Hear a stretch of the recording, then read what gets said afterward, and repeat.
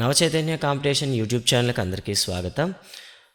Quality online exams ఇస్తున్న మన నవచైతన్య అయితే ఇప్పుడు క్వాలిటీ వీడియోస్తో మీ ముందుకైతే రావడం జరిగింది. క్విక్గా రివిజన్ చేసుకునేందుకు వీలుగా, తేలికగా అర్థం చేసుకోవడానికి మరియు చదువుకోవడానికి వీలుగా ఈ వీడియోస్ అయితే మీకు తయారు చేసి ఇస్తున్నాము.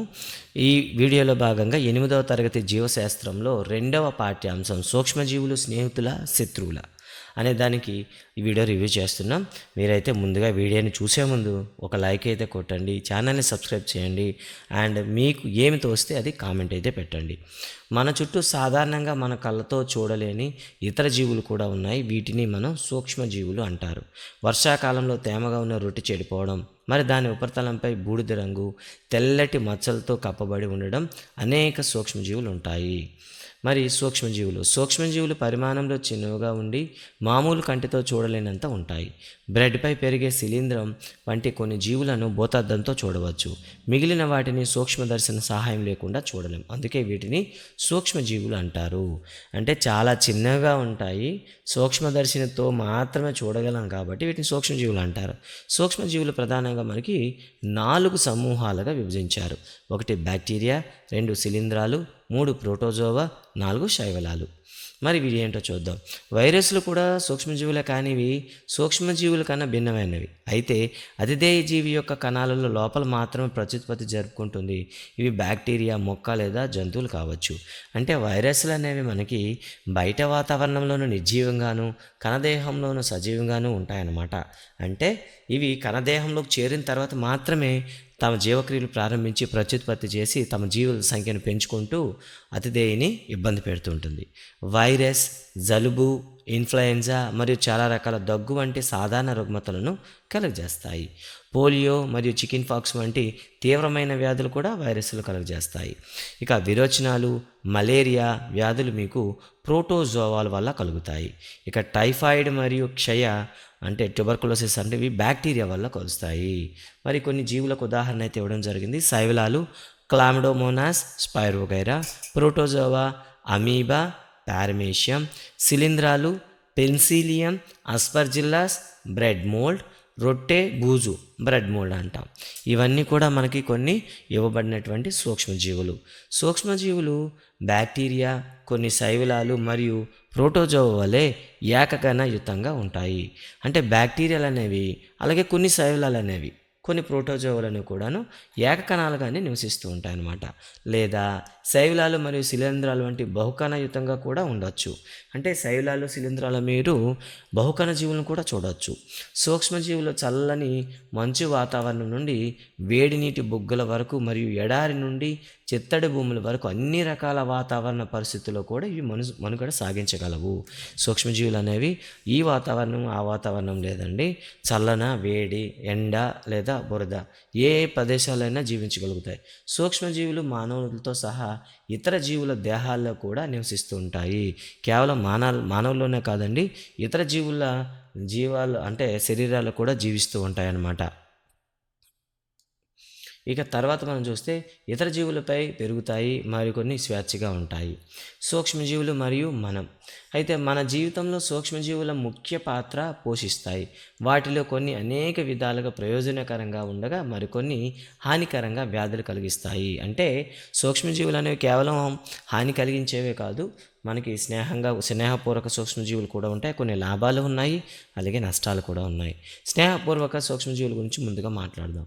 సూక్ష్మజీవులను పెరుగు, బ్రెడ్, కేక్ల తయారీలో ఉపయోగిస్తుంటారు. పూర్వకాలం నుండి సూక్ష్మజీవులను ఆల్కహాల్ తయారీకి ఉపయోగిస్తున్నారు. ఆల్కహాల్ అంటే సారాయి అంటాం కదా, దాన్నమాట. వీటిని పర్యావరణ శుభ్రం చేయడంలో కూడా ఉపయోగిస్తారు. అంటే పర్యావరణాన్ని శుభ్రం చేయడానికి కూడా వీటిని ఉపయోగించడం జరుగుతుంది. సేంద్రియ వ్యర్థాలు, కూరగాయల తొక్కలు, జంతువుల అవశేషాలు, మలం మొదలైనవి. అలాగే బ్యాక్టీరియా వల్ల హానికరం కానీ మరియు ఉపయోగకరమైన పదార్థాలను విచ్ఛేదనం చేయబడతాయి. అంటే ఇవి మనకి ఏం చేస్తాయంటే విచ్ఛేదనం చేసి మనకు సహాయం చేస్తాయి. అంటే మన చుట్టుపక్కల ఉండేటటువంటి సేంద్రియ పదార్థాలు కావచ్చు, జంతువులు చనిపోయిన శరీరాలు కావచ్చు, వాటిని విచ్ఛేదనం చేసి తిరిగి నేలలో కలిపోవడానికి సహాయం చేస్తాయి. ఔషధాల తయారీలో కూడా బ్యాక్టీరియా ఉపయోగిస్తారు. అంటే మనకి బ్యాక్టీరియాలో ఉన్నవి మనకి ఏవైతే ముఖ్యమైనటువంటి మందుల తయారీలో, ఔషధాల తయారీలో కూడా వాటి యొక్క సంశ్లేషణ ఉపయోగిస్తారు. వ్యవసాయంలో నత్రజని స్థాపన చేయడం ద్వారా నేల సారాన్ని పెంచడానికి కూడా ఉపయోగిస్తారు. మరి పెరుగు మరియు బ్రెడ్ తయారీలో బ్యాక్టీరియా యొక్క పాత్ర ఏమిటి? బ్యాక్టీరియా వలన పాలు పెరుగుగా మారుతుంది. పెరుగులు అనేక సూక్ష్మజీవులు కలిగి ఉంటుంది. వీటిలో లాక్టోబాసిల్లస్ అనే బ్యాక్టీరియా పెరుగు ఏర్పడడానికి ప్రోత్సహిస్తుంది. ఇది పాలలో వృద్ధి చెంది పాలను పెరుగుగా మారుస్తుంది. అంటే పాలను పెరుగుగా మార్చేటటువంటి బ్యాక్టీరియా ఏది అని ఇస్తాడనమాట. లేదా జత చేయడంలో ఇచ్చేసి పెరుగు ఇచ్చేసి లాక్టోబాసిల్లస్ ఇస్తాడు, మీరు జత చేయాల్సి వస్తుంది. జున్ను, ఊరగాయలు మరియు అనేక ఇతర ఆహార పదార్థాల తయారీలో కూడా బ్యాక్టీరియాలు పాల్గొంటాయి. జున్ను తయారు చేసేటప్పుడు కానీ ఊరగాయలు చేసేటప్పుడు కూడా ఈ బ్యాక్టీరియాలు మనకు ఉపయోగపడుతుంటాయి. రవ్వ అంటే మనం ఇడ్లీ రవ్వ అంటాం కదండి. ఇడ్లీ రవ్వ, ఇడ్లీలు మరియు బటులు అన్నారండి. బటులు కాదు, ఒక రకమైనటువంటి పూరీలు. ఇవి పూరీలు తయారు చేసేటప్పుడు కూడా వీటిని ఉపయోగిస్తారు. అంతేకాకుండా ముఖ్యమైన పదార్థం ఏంటనే ఉందంటే పెరుగు అనమాట. ఓకే. సో తర్వాత బ్యాక్టీరియా ఈస్ట్ కణాలు ఇడ్లీ పిండి, దోశ పిండి పులియడానికి సహాయపడతాయి. సో బ్యాక్టీరియా ఈస్ట్ అండి. ఇడ్లీ పిండి కానీ దోశ పిండి కానీ మనకు పులియబెట్టాలంటే, అంటే తక్కువ నుండి ఎక్కువ రావాలంటే దీన్ని ఉపయోగిస్తాం. 1/2 కిలో పిండి ఆటాను మైదాను తీసుకొని కొంచెం చక్కెర వేసి వెచ్చని నీటితో కలిపి కొద్దిగా ఈస్ట్ పౌడర్ చేర్చి మెత్తగా పిండిలా కలపండి. 2 గంటల తర్వాత పిండి పరిమాణంలో పెరుగుదలను మనం గమనించవచ్చు. అంటే ఏముంది అక్కడ, 1/2 కిలోని మనం మైదాను తీసుకొని చక్కగా దానికి పంచదార కలిపేసి ఒక ముద్దలా చేసి, గోధుమ పిండి ముద్దలా చేసి దాన్ని కాస్త ఈస్ట్ పౌడర్ కలిపి విడిచిపెట్టినట్లయితే మనకేమవుతుంది, కొద్దిసేపట్లోనే దాని పరిమాణంలో మార్పు అయితే కనిపిస్తుంది. ఈస్ట్ వేగంగా ప్రత్యుత్పత్తి జరుపుతూ శ్వాసక్రియలో కార్బన్ డయాక్సైడ్ని ఉత్పత్తి చేస్తుంది. వాయువు యొక్క బుడగలు పిండి ఘనపరిమాణాన్ని పెంచుతుంది. అంటే లోపల వచ్చేటటువంటి గాలి బుడగలు పిండి ఘనపరిమాణాన్ని పెంచుతుందన్నమాట. బేకింగ్ పరిశ్రమల్లో రొట్టెలు, పేస్ట్రీలు, కేకులు తయారీ చేయడంలో ఈస్ట్ను ఉపయోగించడం ఇదే కారణం. అందుకే రొట్టెల తయారీలో కానీ మనకి, అలాగే పేస్ట్రీలు కానీ కేకులు శృతి మెత్తగా ఉండడానికి కావడం ఈస్ట్ను ఉపయోగించడమే ముఖ్యం అన్నమాట.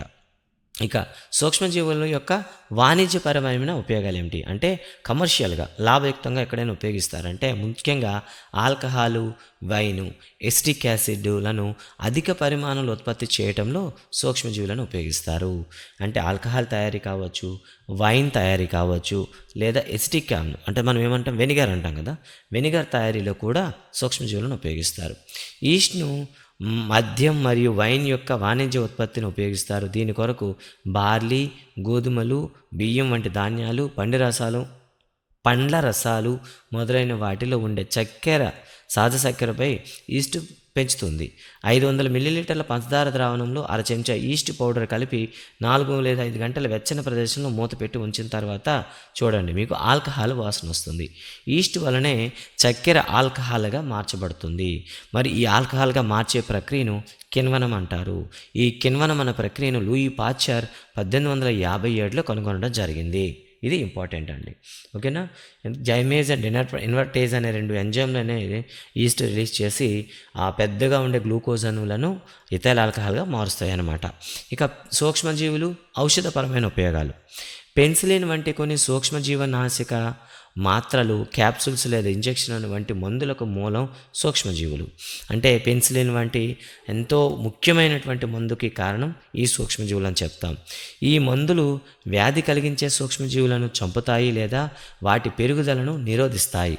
ఇటువంటి మందులను సూక్ష్మజీవనాశకాలు, యాంటీబయాటిక్స్ అంటారు.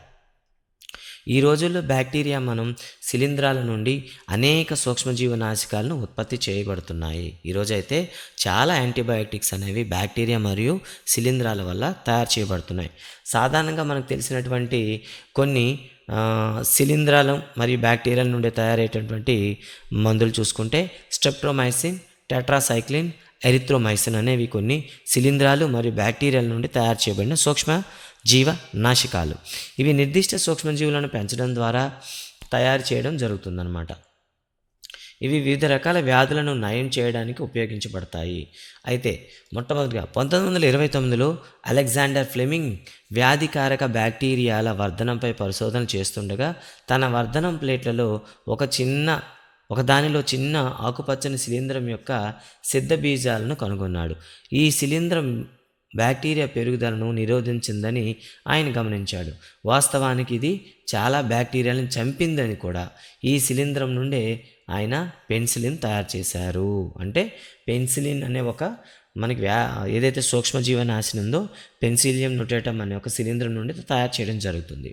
జంతువుల్లో సూక్ష్మజీవుల సంక్రామ్యతను అదుపు చేయడానికి పశువులు మరియు పౌల్ట్రీ యొక్క మేతలో సూక్ష్మజీవనాశకాలను కూడా కలుపుతారు. అంటే జంతువులు తినేటటువంటి గడ్డిలో కానీ పౌల్ట్రీ పరిశ్రమలో కానీ వాటిలో సూక్ష్మజీవులను వ్యాపించకుండా లేదా ఒకవేళ తన శరీరంలో ప్రవేశించే సూక్ష్మజీవుల్ని చంపడానికి వీలుగా, బ్యాక్టీరియాను చంపడానికి వీలుగా వాటికి కొన్ని సూక్ష్మజీవనాశకాలు ఆహారంతో పాటు ఇస్తారనమాట. అనేక మొక్కలు వ్యాధులను నియంత్రించబడడానికి కూడా సూక్ష్మజీవనాశకాలు ఉపయోగిస్తారు. అంటే కేవలం జంతువులకే కాదు, మొక్కలకు వచ్చే వ్యాధులను కూడా నయం చేయడానికి ఈ సూక్ష్మజీవనాశకాలను ఉపయోగిస్తారు. అర్హత కలిగిన వైద్యుని సలహా మేరకు మాత్రమే సూక్ష్మజీవనాశకాలు తీసుకోవాలని గుర్తుంచుకోవడం ముఖ్యం.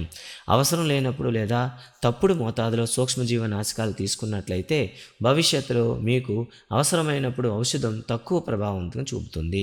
అంటే ఇప్పుడు అవసరం లేదని మందులు వేసుకుంటే రేపు అవసరం వచ్చేటప్పుడు అదే మందు మన శరీరం పైన తక్కువ ప్రభావం చూపుతుందన్నమాట. అందుకే అనవసరంగా ఏ మందును తీసుకోకూడదు. అనవసరంగా తీసుకున్న సూక్ష్మజీవనాశకాలు శరీరంలోని ప్రయోజనకరమైన బ్యాక్టీరియాని చంపవచ్చు. సూక్ష్మజీవనాశకాలు జలుబు మరియు ఫ్లూ వ్యతిరేకంగా సమర్థవంతంగా ఉండవు. ఎందుకంటే ఈ వ్యాధులు వైరస్ వల్ల వస్తాయి. సో జలుబు కానీ ఇన్ఫ్లుయెంజా కానీ ఇవన్నింటికి వైరస్లు కారణం కాబట్టి మీరు యాంటీబయాటిక్స్ తీసుకుంటే అవి ఎట్టి పరిస్థితులు తగ్గవు. ఇక టీకాల గురించి చూద్దాం. ఈ వ్యాధులు రాకుండా మనం జాగ్రత్త పడడానికి, శరీరాన్ని ముందస్తుగా సిద్ధం చేయడానికి మనం వ్యాక్సిన్లు అయితే వేస్తాం. వ్యాధికారక సూక్ష్మజీవులు మన దేహంలోకి ప్రవేశించినప్పుడు దాడి చేసి వాటితో పోరాటానికి మన దేహం ప్రతిరక్షకాలను ఉత్పత్తి చేస్తుంది. సూక్ష్మజీవులు మళ్ళీ ప్రవేశిస్తే ఎలా పోరాడాలో కూడా మన దేహం గుర్తుంచుకుంటుంది. కాబట్టి చనిపోయిన లేదా బలహీనపరిచిన సూక్ష్మజీవులను ఆరోగ్యకరమైన దేహంలోకి ప్రవేశపెడితే దేహం తగిన ప్రతిరక్షకాలను ఉత్పత్తి చేసి దాడి చేసిన బ్యాక్టీరియాతో పోరాడి చంపుతుంది. అంటే మనకి ఏదైతే ఒక బ్యాక్టీరియా వల్ల మనకు వ్యాధి వస్తుందని తెలుస్తుందో ఆ బ్యాక్టీరియాని దాని శక్తిని తగ్గించడం లేదా చంపేయడం, చాలా చనిపోయినటువంటి లేదా బలహీనపరిచిన బ్యాక్టీరియాని మన శరీరంలో ప్రవేశపెడతారు. అలా ప్రవేశపెట్టిన తర్వాత అక్కడ జరిగేటటువంటి ప్రతిచర్యలను గుర్తించి మన శరీరం ప్రతిజనకాలను, ప్రతిరక్షకాలను ఉత్పత్తి చేసుకుంటుంది. ఇలా ఉత్పత్తి చేసుకొని భవిష్యత్తులో ఏ రకమైనటువంటి అంటే ఆ జీవికి సంబంధించినటువంటి ఏ సూక్ష్మజీవి వచ్చినా మన శరీరం సిద్ధంగా ఉంటుంది. ప్రతిరక్షకాలు దేహంలో ఉంటాయి. మనం వ్యాధి కలిగించే సూక్ష్మజీవుల నుండి ఎప్పటికీ రక్షించబడుతూనే ఉంటాము. ఈ విధంగా వ్యాక్సిన్లు పనిచేస్తాయి. టీకాలు వేయడం ద్వారా క్షయ, కలరా, మసూచి, హెపటైటిస్ అంటే జాండీస్ సహా అనేక వ్యాధులను నిరోధించవచ్చు. ఎడ్వర్డ్ జెన్నర్ మసూచి వ్యాధికి టీకాను కనుగొన్నాడు. ఇది 1796లో అని మన పాత బుక్కులు అయితే ఉంటుంది. కొత్త బుక్కులు అయితే మనకి 1798 అని ఉంటుంది. కాబట్టి ఇప్పుడు మనం కొత్త బుక్కును ఫాలో అవ్వాలి కాబట్టి మీరు 1798 చదువుకోవాలి. ఎడ్వర్డ్ జెన్నర్ మసూచి వ్యాధికి టీకా 1798లో కనుగొనడం జరిగింది. ఇక తర్వాత సమీపంలోని ఆసుపత్రుల్లో ఇందుకు అవసరమైనటువంటి వ్యాక్సిన్లు అందుబాటులో ఉంటాయి. అందుకే మన దగ్గరలో ఉండేటటువంటి ఆసుపత్రులు ఇవన్నీ అందుబాటులో ఉంటాయి. పల్స్ పోలియో కార్యక్రమం కింద పోలియో నుండి పిల్లలకు రక్షణ కల్పించడానికి పిల్లలకు ఇచ్చే ఈ పోలియో చుక్కలు టీకాలే. ప్రపంచవ్యాప్తంగా మసూచి వ్యాధిని వ్యతిరేకంగా జరిగిన ప్రచారం వల్ల ప్రపంచంలోని చాలా ప్రాంతాల నుండి దాని నిర్మూలన సాధ్యమైంది.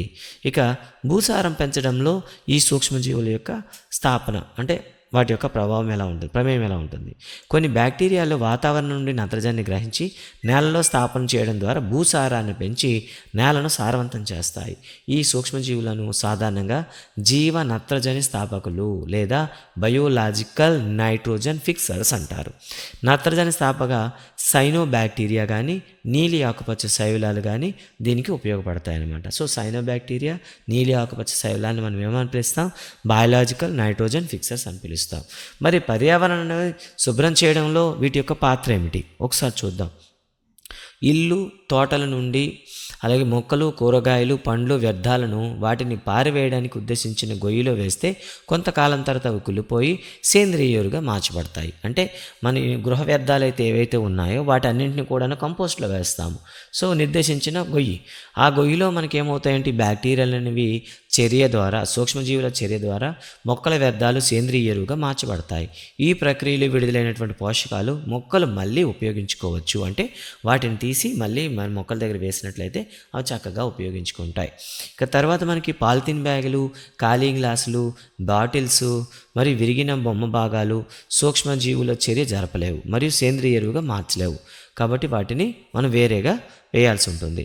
చనిపోయిన జంతువుల కళేబరాలు కొంతకాలం తర్వాత అదృశ్యమవుతాయి. ఎందుకంటే మొక్కలు మరియు జంతువుల యొక్క సేంద్రియ పదార్థాలను సూక్ష్మజీవులు విచ్ఛిన్నం చేసి వాటిని సరళ పదార్థాలుగా మారుస్తాయి. ఈ పదార్థాలు ఇతర మొక్కలు మరియు జంతువులు మళ్ళీ ఉపయోగించుకుంటాయి. ఈ విధంగా సూక్ష్మజీవులు హానికరమైన మరియు చెడు వాసన గల పదార్థాలను విచ్ఛిన్నం చేసి తద్వారా పర్యావరణాన్ని శుభ్రం చేస్తాయి. ఈ విధంగా మనకైతే ఇవ్వడం జరిగింది. ఇక ఇప్పటి వరకు మనకు ఉపయోగకరమైనటువంటి సూక్ష్మజీవుల గురించి మాట్లాడడం. ఇప్పుడైతే హానికరమైన సూక్ష్మజీవుల గురించి మాట్లాడదాం. సూక్ష్మజీవులు అనేక విధాలుగా హానికరం. కొన్ని సూక్ష్మజీవులు మానవులలో, మొక్కల్లో, జంతువుల్లో వ్యాధులను కలిగిస్తాయి. ఇటువంటి వ్యాధి కలిగించే సూక్ష్మజీవులను వ్యాధి జనకాలు అంటారు. అంటే మన శరీరానికి వ్యాధిని కలిగిస్తాయి కాబట్టి వాటిని వ్యాధి జనకాలు అంటారు. కొన్ని సూక్ష్మజీవులు ఆహారం, దుస్తులు మరియు తోలు వస్తువులను పాడు చేస్తాయి. ఇవి కూడా మనకి నష్టాన్ని కలిగిస్తాయి. మానవుల్లో వ్యాధిజనక సూక్ష్మజీవులు ఏవి? మనం పీల్చే గాలి, తాగే నీరు, తినే ఆహారం ద్వారా వ్యాధిజనకాలు మన శరీరంలోకి ప్రవేశిస్తాయి.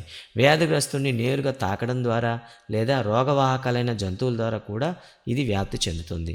వ్యాధి సోకిన వ్యక్తి నుంచి ఆరోగ్యవంతమైన వ్యక్తికి గాలి, నీరు, ఆహారం లేదా తాకడం ద్వారా వ్యాప్తి చెందే వ్యాధులను అంటు వ్యాధులు అంటారు. అంటే వ్యాధి సోకిన వ్యక్తి నుండి మనకి ఎన్ని రకాలుగా వ్యాపించవచ్చు. గాలి ద్వారా కానీ, నీరు ద్వారా కానీ, ఆహారం ద్వారా కానీ లేదా ప్రత్యక్ష స్పర్శ ద్వారా కానీ మనకు రావచ్చు. ఇలాంటి వాడికి ఉదాహరణ కలరా, సాధారణ జలుబు, ఆటలమ్మ, క్షయ. ఇవి మనకి ఏమవుతాయండి అంటే అంటువ్యాధులు అవుతాయి. సాధారణ జలుబుతో బాధపడుతున్న వ్యక్తి తుమ్మినప్పుడు వేలాది వైరస్లు కలిగిన తేమతో కూడిన సూక్ష్మబిందువులు గాలిలోకి వ్యాప్తి చెందుతాయి. ఆరోగ్యవంతమైన వ్యక్తి శ్వాస తీసుకునేటప్పుడు ఈ వైరస్ అతని శరీరంలో ప్రవేశించి వ్యాధిని కలిగించవచ్చు. అంటే ఒక వ్యాధిని కలిగినటువంటి ఒక వ్యక్తి తుమ్మినా, దగ్గినా తన శరీరం నుండి వేల సంఖ్యలో మనకి ఏమవుతాయి, ఈ సూక్ష్మ వైరస్లు అనేవి గాలిలోకి రావడం జరుగుతుంది. ఇవి మనకి వాహకాలుగా పనిచేస్తాయి అన్నమాట. కొన్ని కీటకాలు, జంతువులు వ్యాధికారక సూక్ష్మజీవులకు వాహకాలుగా పనిచేస్తాయి. అటువంటి వాహకాలలో ఈగ ఒకటి. ఈగలు చెత్త, జంతు విసర్జతాలపై వాలుతాయి. వ్యాధి జనకాలు వాటి శరీరానికి అతుక్కుంటాయి. ఈగలు మూతవేయిన ఆహారం పైన వాలినప్పుడు వ్యాధి జనకాలను బదిలీ చేస్తాయి. వాహకాలు మరొక ఉదాహరణ. అంటే ఈ విధంగా మనకి వ్యాధికారక జీవి నుండి మనకైతే ఈ వ్యాధులనే వ్యాప్తి అనేది జరుగుతుందన్నమాట. మరో ఉదాహరణ మలేరియా పరాన్నజీవికి అంటే ప్లాస్మోడియం కదా, దీన్ని వ్యాప్తి చేసేటటువంటి ఆడ ఎనాఫిలిస్ దోమ అనమాట. ఆడ ఎనాఫిలిస్ దోమ డెంగ్యూ వైరస్కు అంటే మనకి మలేరియాకు కారణమైతే ఆడ ఎడీస్ దోమ డెంగ్యూ వైరస్కు వాహకంగా పనిచేస్తుంది. గుర్తుపెట్టుకోండి, మలేరియా పరాన్నజీవి అనేది ఒక ప్లాస్మోడియం అనేది ఒక ప్రోటోజోవా. అదే మీకు డెంగ్యూ అనేసరికి వైరస్ అన్నమాట. దోమలు నీటిలో సంతానోత్పత్తి చేస్తాయి కావున కూలర్లు, టైర్లు, పూల కుండీలు మొదలైన వాటిలో నీరు నిల్వ ఉండనీరాదు. పరిసరాలను శుభ్రంగా, పొడిగా ఉంచడం ద్వారా దోమల సంతానోత్పత్తిని చేయకుండా నిరోధించవచ్చు. మరి వ్యాధులలో వ్యాధికారక సూక్ష్మజీవులు ఏవి? అనేక సూక్ష్మజీవులు మానవులు మరియు మొక్కల్లోనే కాకుండా ఇతర జంతువుల్లో కూడా వ్యాధులు కలిగిస్తాయి. రాబర్ట్ కోచ్ ఆంత్రాక్స్ వ్యాధికి కారణమయ్యే బ్యాక్టీరియాను బ్యాసిల్లస్ ఆంథ్రాసిస్ను కనుగొనడం జరిగింది. ఆంత్రాక్స్ బ్యాక్టీరియం వలన మానవుల్లోనూ పశువుల్లోనూ కలిగే ప్రమాదకరమైన వ్యాధి. పశువుల్లో వచ్చే గాలికుంటు వ్యాధి వైరస్ వల్ల కలుగుతుంది. ఈ విధంగా సూక్ష్మజీవులు అనేవి మనకి చాలా వ్యాధులు కలిగిస్తాయి. మరి దానికి సంబంధించినటువంటి వ్యాప్తి విధానం అనేది మనకి ఇవ్వడం అయితే జరిగింది. ఇక్కడ చూడండి, క్షయ అనేది మీకు బ్యాక్టీరియా వల్ల వస్తుంది, గాలి ద్వారా. అంటే రోగిని పూర్తిగా వేరుగా ఉంచడం, రోగి యొక్క వ్యక్తిగత వస్తువులు మనం ముట్టుకోకూడదు, తగిన టీకాలు వేయాలి. తట్టు, చికెన్ పాక్స్, పోలియో ఈ 3 కూడా వైరస్ వల్ల వస్తాయి. గాలి ద్వారా చికెన్ పాక్స్ అయితే తాకడం వల్ల, పోలియో అయితే నీరు వల్ల వస్తుంది. ఇక 2 బ్యాక్టీరియా, కలరా, టైఫాయిడ్. కలరా అనేది నీరు, ఆహారం ద్వారా వస్తే, టైఫాయిడ్ అనేది నీరు ద్వారా వస్తుంది. వ్యక్తిగత పరిశుభ్రత, మంచి శుభ్రమైన అలవాట్లు కలిగి ఉండడం, బాగా ఉడికించిన ఆహారం తీసుకోవడం, కాచి చల్లార్చిన నీరు త్రాగడం, టీకాలు వేయించుకోవడం వల్ల ఈ వ్యాధులు రాకుండా జాగ్రత్త పడవచ్చు. హెపటైటిస్ ఏ, ఇది వైరస్ వల్ల వస్తుంది. ఇది నీరు వల్ల వ్యాప్తి చెందుతుంది. అయితే ఇది రాకుండా కాచి చల్లార్చిన నీరు తాగడం, టీకాలు వేసుకోవడం వల్ల తగ్గుతుంది. ఇక మలేరియా, ప్రోటోజోవాకు చెందినటువంటి జీవి. ఇది దోమల ద్వారా వ్యాప్తి చెందుతుంది. కాబట్టి దోమతెరలు నివారణ ఉపయోగించడం, కీటక సంహారణ పిచికారి చేయడం, పరిసరాలు నీరు నిల్వ ఉంచకుండా చేసి దోమల సంతానోత్పత్తిని నియంత్రించవచ్చు. ఫలితంగా వ్యాధుల వ్యాప్తిని అరికట్టవచ్చు. మరి మొక్కల్లో కూడా ఈ వ్యాధికారక సూక్ష్మజీవులు ఏమైనా మనకి ఇబ్బంది పెడతాయంటే కనిపిస్తాయండి. గోధుమ, బియ్యం, బంగాళదుంప, చెరకు, నారింజ, యాపిల్ మరియు ఇతర మొక్కల్లో అనేక సూక్ష్మజీవులు వ్యాధులను కలిగిస్తాయి. ఈ వ్యాధులు పంటల దిగుబడిని తగ్గిస్తాయి. ఈ సూక్ష్మజీవులను కొన్ని రసాయనాలను ఉపయోగించి నియంత్రించవచ్చు.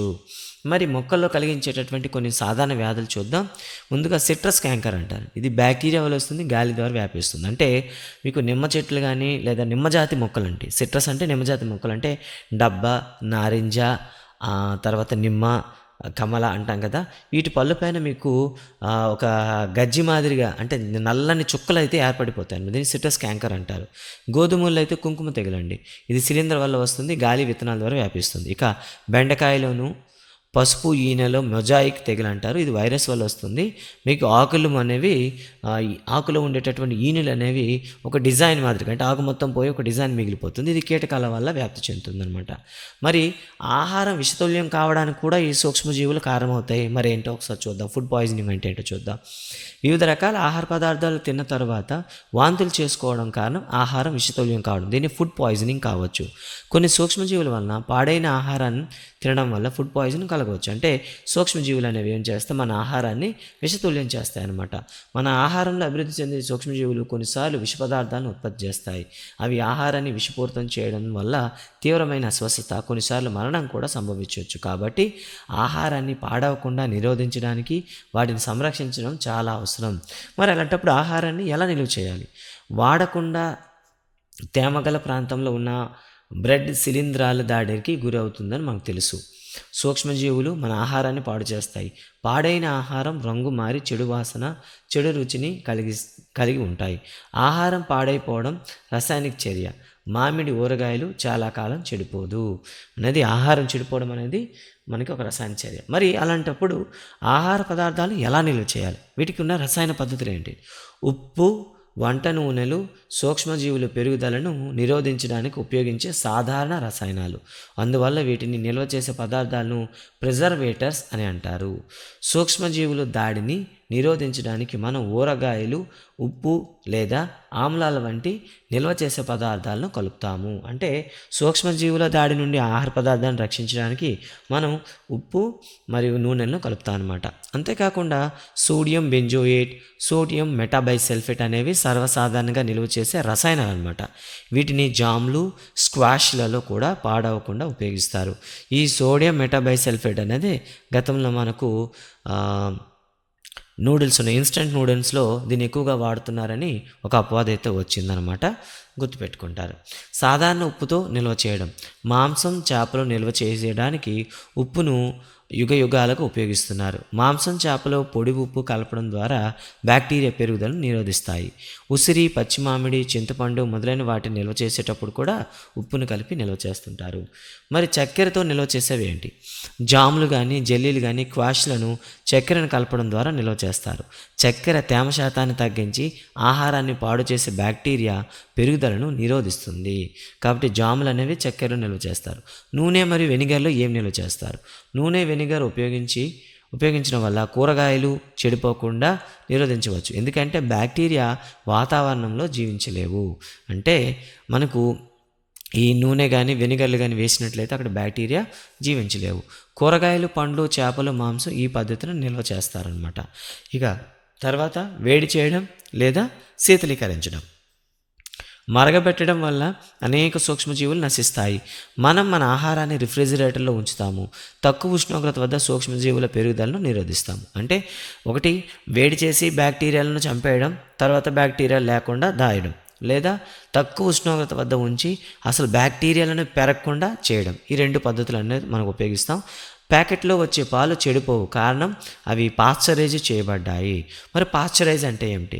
పాశ్చరైజ్డ్ పాలను మరిగించకుండానే తీసుకోవచ్చు, ఎందుకంటే దీనిలో హానికరమైన సూక్ష్మజీవులు ఉండవు.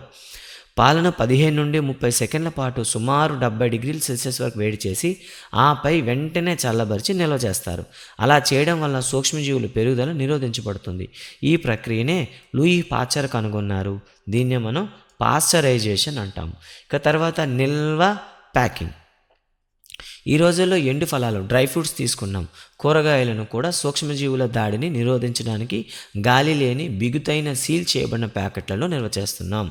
ఈ రోజులో ఎండు ఫలాలు అంటే స్వీట్స్ కానివ్వండి, లేదా కొన్ని మనకి మనం చెప్పుకునేటప్పుడు చిప్స్ కానివ్వండి, ఎండు ఫలాలు కానివ్వండి, ఏం చేస్తారంటే గాలి వెళ్లకుండా నిల్వ చేస్తారు. ఇక ఈ సూక్ష్మజీవులు నత్రజని స్థాపనలో ఏ విధంగా మనకి సహాయం చేస్తాయి?